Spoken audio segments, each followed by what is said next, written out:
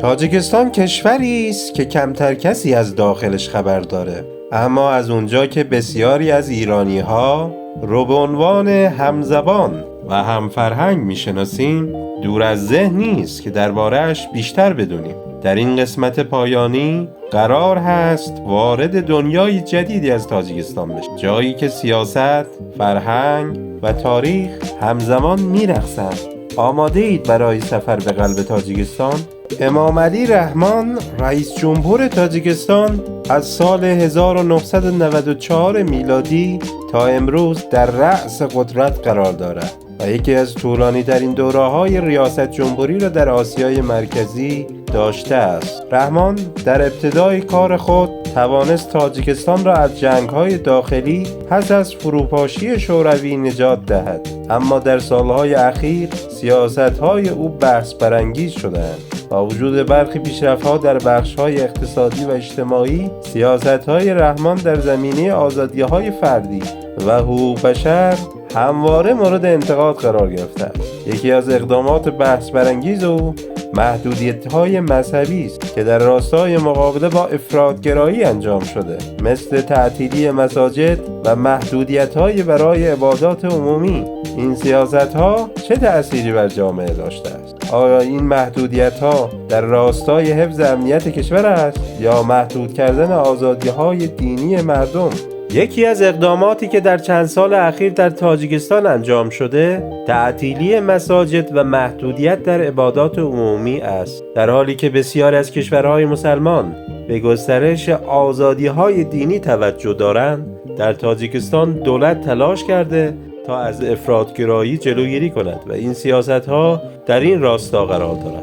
اما این اقدامات باعث اعتراضات زیادی از سوی مردم و روحانیون شده است. در بسیاری از نقاط تاجیکستان مردم با مشکلاتی در انجام عبادات خود مواجه هستند. آیا محدود کردن عبادات عمومی میتواند موجب کاهش افراط‌گرایی شود یا اینکه این کار تنها باعث نارضایتی بیشتر مردم و ایجاد شکاف‌های اجتماعی خواهد شد؟ این موضوع همچنان یکی از چالش‌های اصلی تاجیکستان است. رقص و آواز در تاجیکستان یکی از ارکان اصلی فرهنگ مردمی است. این هنرهای سنتی در جشن‌ها و مراسم‌های مذهبی و فرهنگی به نمایش گذاشته می‌شوند. رقص‌های تاجیکی پر از زندگی و احساس است. در این رقص‌ها حرکات موزون همراه با موسیقی‌هایی که اغلب با دستگاه‌های سنتی مثل دودستار نواخته می‌شود تجلی می‌کند. رقص‌ها در واقع داستان‌هایی از زندگی روزمره، شادی‌ها و غم‌های مردم را روایت می‌کند.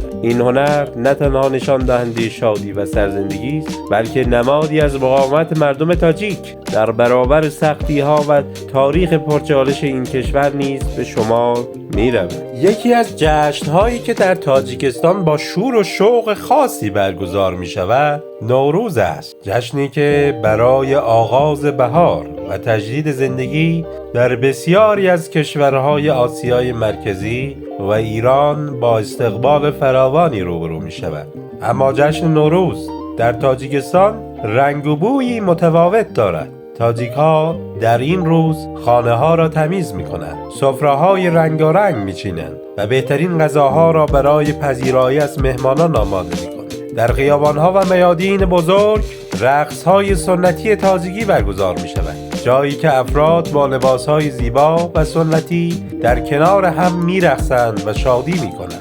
اما جشنی که در تاجیکستان برگزار می‌شود چیزی فراتر از رقص و غذا است. این جشن نمادی از همبستگی ملی، گرامیداشت فرهنگ و تاریخ این سرزمین است.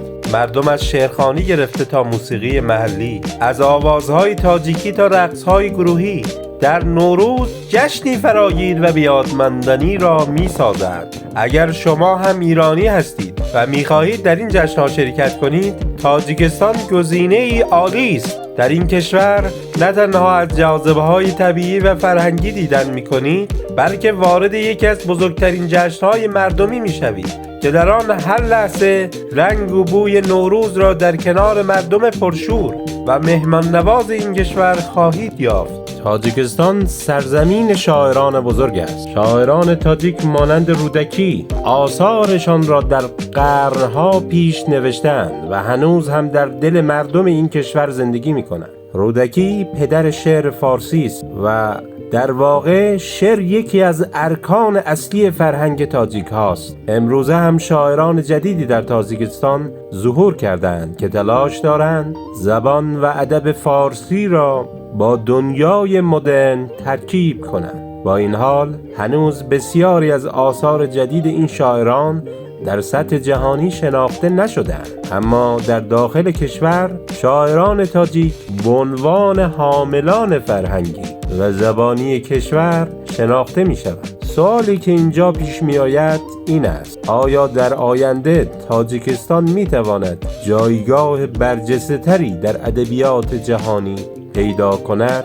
جواب این سوال با شما عزیزان است. یکی از جاذبه‌های طبیعی و تاریخی تاجیکستان که کمتر به آن توجه شده پارک کوروش است. این پارک به نام کوروش بزرگ یا همان کوروش کبیر بنیانگذار امپراتوری هخامنشیان نامگذاری شده است. جایی است که نه تنها زیبایی‌های طبیعی بلکه تاریخ و فرهنگ ایران و تاجیکستان را نیز به نمایش می‌گذارد. پارک کوروش نمادی از ارتباط دیرینه ایران و تاجیکستان است که می‌تواند فرصتی برای جذب گردشگران باشد. اگر به تاجیکستان سفر کنید قطعاً باید از این پارک و دیگر جاذبه‌های طبیعی آن بازدید کنید. واحد پول تاجیکستان سامانی است که با نماد TGS شناخته می‌شود. این واحد پول به نام سامانی نامگذاری شده است. پس از استقلال تاجیکستان از اتحاد جماهیر شوروی در سال 1991 معرفی شد. در واقع سامانی جانشین روبل شوروی بود و با هدف تثبیت و تقویت اقتصاد داخلی تاجیکستان به عنوان واحد رسمی پول این کشور معرفی شد. نام سامانی برگرفته از سامانیان، یکی از سلسله‌های تاریخی در تاریخ ایران و آسیای مرکزی است که نشان دهنده احترام میراث فرهنگی و تاریخی این منطقه است. اسکناس‌های سامانی از دهه‌ها قبل در کشور در حال گردش هستند و طراحی‌های آن به ویژه اسکناس‌های جدیدتر نمایانگر تاریخ و فرهنگ و مشاهیر تاجیکستانند. اگر شما هم به سفر و آشنایی با فرهنگ‌های جدید علاقه دارید، تاجیکستان جایی است که باید حتما از آن دیدن کنید. این کشور با کشور ایران از لحاظ فرهنگی و تاریخی رابطه تنگاتنگی دارد. در کنار جاذبه‌های طبیعی زیبا، دارای فرهنگ غنی و تاریخ بی‌نظیری است که در جشن‌هایی مثل نوروز بیش از هر زمان دیگری خود را نمایان می‌کند. تاجیکستان با مردم مهمان نواز و جشن‌های رنگارنگ خود شما را به سفری فراموش نشدنی دعوت می‌کند.